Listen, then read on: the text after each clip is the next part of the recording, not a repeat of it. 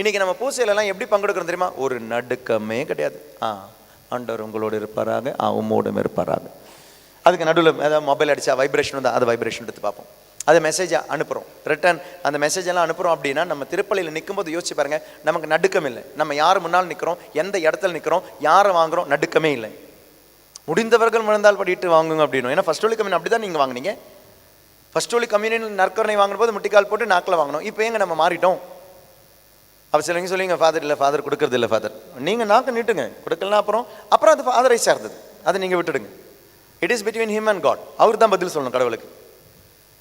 நற்கருணை ஆண்டவரை நீ கையில் வாங்கணுமா? கையில் வாங்கணும் அப்படின்னா எக்ஸப்ஷன் இருந்துச்சு.